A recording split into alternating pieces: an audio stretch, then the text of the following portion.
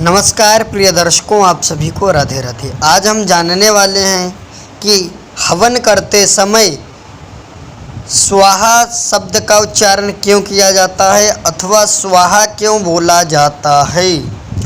हिंदू धर्म में कोई भी अनुष्ठान और शुभ कार्य को हवन यज्ञ के बिना अधूरा माना जाता है। फिर चाहे वो घर सत्यनारायण की कथा हो या किसी नए काम की शुरुआत। आपने देखा होगा कि हवन के दौरान जितनी बार आहुति डाली जाती है उतनी ही बार मंत्र के अंत में स्वाहा भी बोला जाता है। लेकिन कभी आपने सोचा है कि मंत्र के अंत में बोले जाने वाले स्वाहा का अर्थ क्या है? अगर आप भी नहीं जानते हैं तो चलिए हम आपको बताते हैं। लेकिन हम सबसे पहले जानते हैं कि स्वाहा शब्द का क्या अर्थ होता है। स्वाहा का अर्थ होता है किसी वस्तु को सही रीति से दूसरों को पहुंचाना। सरल भाषा में बताएं तो जरूरी भौतिक पदार्थ को उसके प्रिय तक पहुंचाना। बता दें कि हवन में स्वाहा शब्द के उच्चारण का वर्णन श्रीमद् भागवत तथा शिव पुराण में किया गया है। कहते हैं कि किसी भी धार्मिक अनुष्ठान में मंत्र पाठ करते हुए स्वाहा कहकर ही हवन सामग्री अर्घ्य या भोग लगाना चाहिए।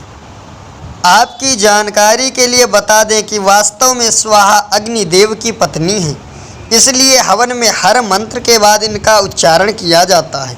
दरअसल बात यह है कि कोई भी यज्ञ या हवन तब तक सफल नहीं माना जाता है जब तक कि हवन का भोग देवता ग्रहण न कर लें। लेकिन आपको बता दें, सभी देवता भोग ग्रहण तब कर सकते हैं जब तक उसको अग्नि के द्वारा स्वाहा के माध्यम से अर्पण न किया जाए। पौराणिक कथाओं के अनुसार स्वाहा दक्ष प्रजापति की पुत्री थी।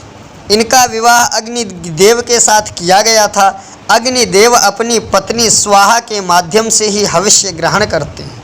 यही नहीं, पुराणों में बताया गया है कि हवन के द्वारा आह्वान किए गए देवता को भोग भी स्वाहा के माध्यम से ही प्राप्त होता है।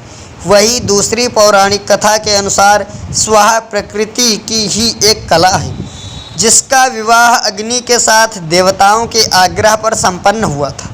इसके अलावा भगवान श्री कृष्ण ने स्वयं स्वाहा को ये वरदान दिया था कि केवल उसी के माध्यम से देवता हविष्य को ग्रहण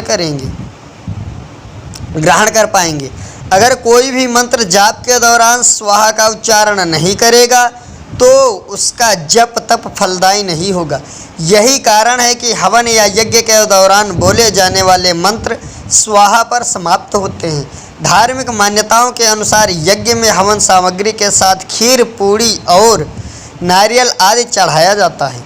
माना जाता है कि हवन में इन चीज़ों को अग्निदेव को समर्पित करने से भोग देवताओं तक पहुंच जाता है। आशा करते हैं आप सभी मित्रों को यह जानकारी बहुत ही सुंदर और अच्छी लगी होगी। इसी प्रकार की जानकारी को जानने के लिए प्राप्त